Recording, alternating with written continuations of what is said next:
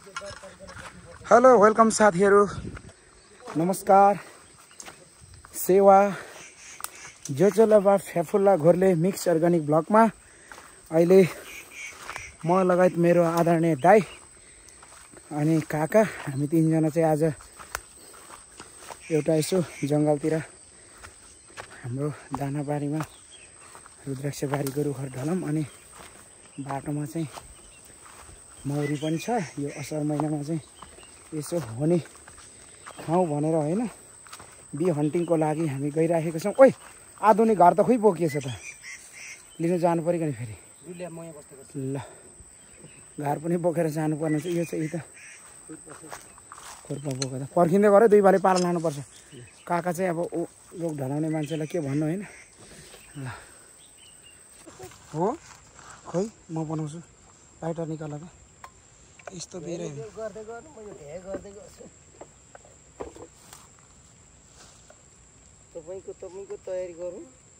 ए त्यसरी कुद्यो भने त झन् रिसाउँदैन। एकछिन नमार न, त्यो मार न, अहिले लाइटर बिग्रिन्छ क्या। गएछ नि काका फेरि खोइ लाइटर पाउँछ। ए हो एकचोटि ल ल धुवा ठुलो एकचोटि उहाँहरूलाई चाहिँ राम्रैसँगले अलिक व्यवस्थापन गर्नु पर्ने। धुवा अलिक बोल्दैन होला त्यो। राम्रो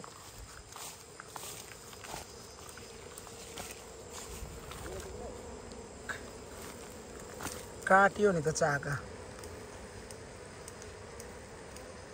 मको लाइनै काटिएछ।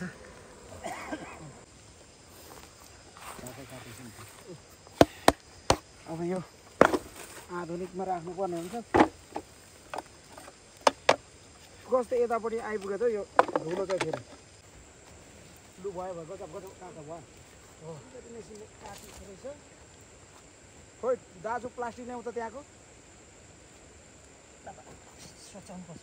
भयो अनि उदो आयो, ठिक भएछ। नजिकबाट खिच्छ यता।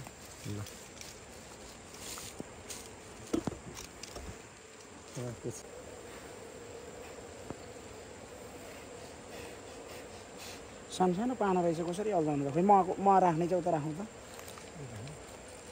त्यो अघि चिलाउनेको बोक्रो भएको छ, त्यो अलिक फ्याँक्नु पर्थ्यो। अलिक सफा मात्रै राख्नु।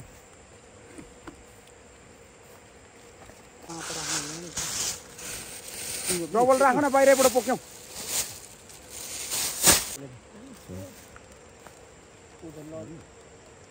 भोक लाग्दो रहेछ कि काका मजाले। ए हो त्यो हो नि त पारा देखिरहेछ उता पनि काकालाई नै क्यामेराले देखिरहेछ, तर पुरा जिउ चाहिँ देखेको छैन।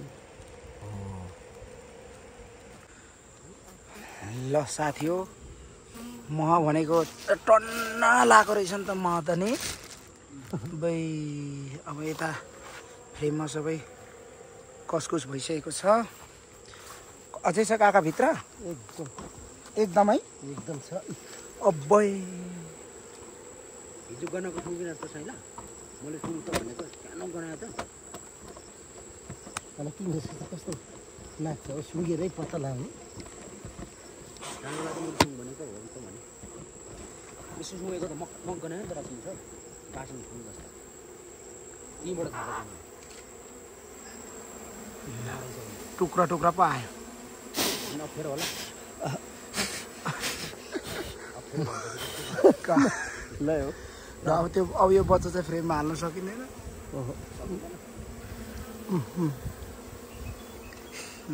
पर पर पर पर मलाई त कति त्यो ठुलो कान्छाले त्यो कालो प्लास्टिकमा किन लगाइरहेको भनेको चुइन्छ भन्दैछु है। त्यसमा कसरी कालो अनि फोर्समा चाहिँ राख्छ? अब त्यो राख्छौ त त्यहाँ चुइ नै सक्यो यतापट्टि। यसमै हुन्थ्यो नि त ठिक राजा। अब त्यो राख्दा मा धसिन्छ के, त्यही प्लास्टिक साइज चाहिँ कालोमा लाउनु पर्थ्यो क्या। दिमाग चाहिँ चिरो छ नि त बुढाको। भने साह्रो हरायो भन्छ होला।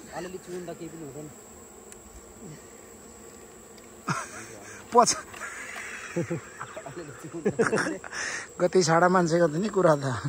हराउनु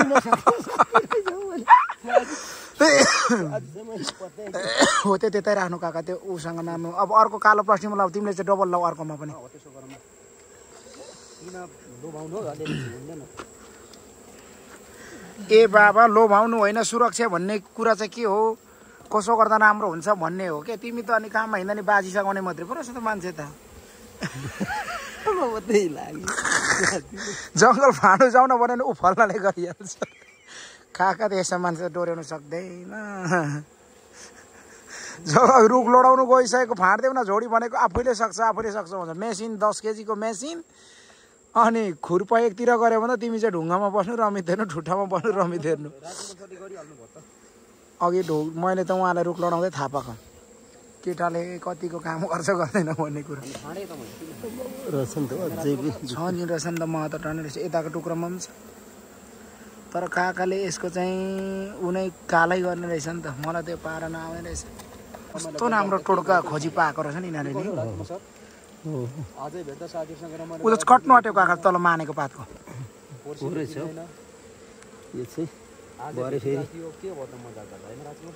ओके छ ल गर भाइ तिम्रैतिर जाइछ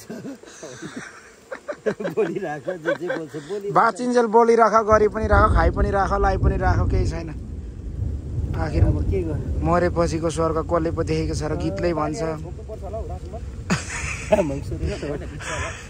कोने अब त्यति सियारे सुसारे लिएको मान्छे जङ्गलमा हिँड्दा मन मिल्नुपर्छ क्या दाइ अगना घाँटे कुरा गऱ्यो भने त्यो मुलालाई चाहिँ लात्तीले दिएर खाल्डोमा हानेर हिँड्नु पनि बेर लाइँदैन साँच्चै उल्टो करायो भने नि अब काम मरी गर्नु छ अनि अरिङ्गल काट्दा भिरको मौरी काट्दा ढुङ्गा पल्टाउँदा ठग्ने मान्छेले साथी मार्छ ढुङ्गाले किच्याउने बेला भइसक्छ अघिको मौरी यसरी टक्क हाल्ने है साथी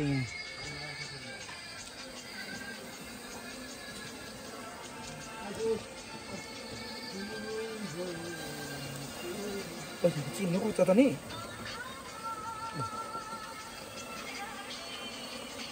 खोइ बाहिर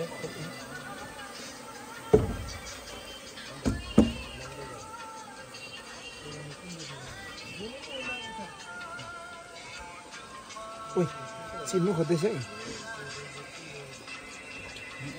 यस्तो अँध्यारो पार्नु पाए चाहिँ राम्रो यता सर्छ क्या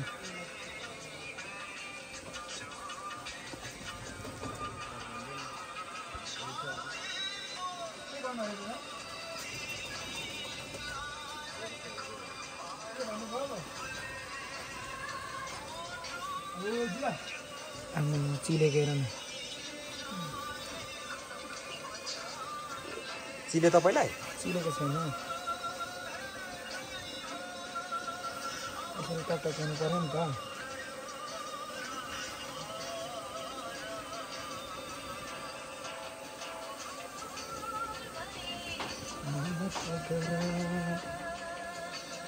चिन्नु त अत्यन्तै प्रयास गर्दैछ कि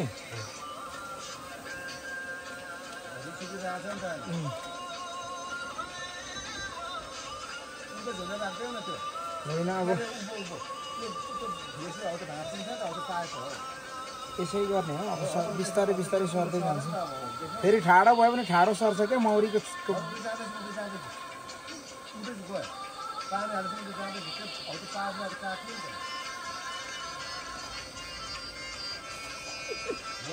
यहाँबाट सर्छ यसरी गरेपछि यता सर्दै जान्छ कि ल जग्गा है केटा बिरुवा जग्गा है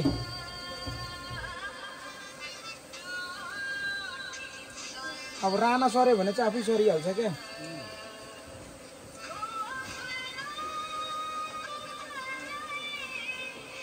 एउटा ल्याउनु साथ आउँदै रहेछ के अरे गोरु नि एउटा मात्रै लिएको थियो अर्को पनि आइहाल्यो होला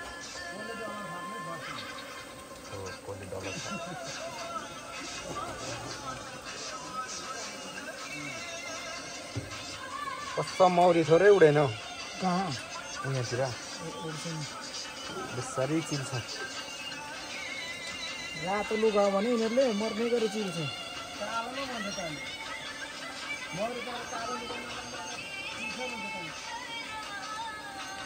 रातो होइन कालो चाहिँ नलाउनु कालो होइन रातो चाहिँ नलाउनु क्या सरिसक्यो सबै भनिसक्यो नि त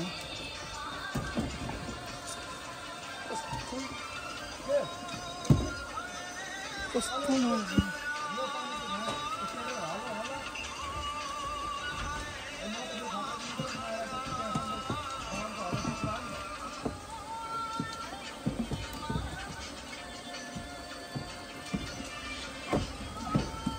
के पस्दैन त